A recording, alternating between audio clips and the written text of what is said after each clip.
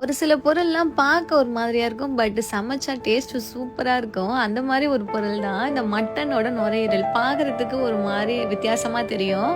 But சமைச்சோம்னா அவ்வளோ ஒரு டேஸ்ட்டா இருக்கும். உடம்புக்குமே ரொம்பவே நல்லது. மோஸ்ட்லி போட்டி செய்யும்போது நுரையீரலையுமே போட்டியோட சேர்த்து மோஸ்ட்லி போட்டு செஞ்சுருவாங்க. பட் நான் இன்னைக்கு ஒரு எடுத்து சுக்கா மாரி தான் செஞ்சிருக்கேன். இந்த நுரையீரல் சுக்கா எப்படி செய்யலான்னு சொல்லிட்டு பார்க்கலாம். அதுக்கு வந்து நுரையீரல் நான் அது மாதிரி கட் பண்ணி வாங்கிட்டு வந்திருக்கேன்.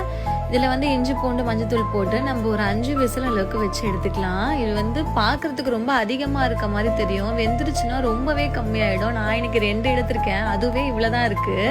ஆஸ் யூஷுவல் நம்ம யூஸ் பண்ணுற அதே மசாலா தான். மிளகு, சீரகம், சோம்பு, கசகசா, ஏலக்காய், பட்டை எல்லாத்தையுமே நம்ம எடுத்து நல்லா நைஸாக அரைச்சி வச்சுக்கலாம். நான் போட்டி குழம்பு இன்னைக்கு செஞ்சுருந்தேன். எடுத்துக்குமே சேர்த்து ஒரே மாதிரி மசாலா அரைச்சிட்டு கொஞ்சமாக எடுத்து வச்சுக்கிட்டேன். இப்போ ஒரு மண் சட்டியில் கொஞ்சமாக கடலெண்ணெய் ஊற்றிக்கிறேன். கடலெண்ணெய் ஊற்றிட்டு பட்டை, கிராம்பு, ஏலக்காய், சோம்பெல்லாம் போட்டு தாளிச்சிக்கிறேன். இன்றைக்கி நான் சின்ன வெங்காயம் யூஸ் பண்ணல, பெரிய வெங்காயம் யூஸ் பண்ணியிருக்கேன். ஒரு மீடியம் சைஸ் பெரிய வெங்காயம், 2 பெரிய வெங்காயம் யூஸ் பண்ணியிருக்கேன். சின்ன வயசில் இருக்கும்போது நானுமே இதெல்லாம் சாப்பிட மாட்டேன். போட்டி இதெல்லாம் பார்த்தாலே பிடிக்காது. நானும் எங்கள் அக்காவும் எங்கள் அம்மா இதை செய்யும் போது நான் மூக்க மூடிட்டு ஓடிடுவோம். பட் இப்போ என்ன ஆயிடுச்சு நிலைமைன்னு பார்த்தீங்கன்னா, நம்மளே செஞ்சு நம்மளும் சாப்பிட்டு மற்றவங்களுக்கும் கொடுக்குற மாதிரி ஆயிடுச்சு.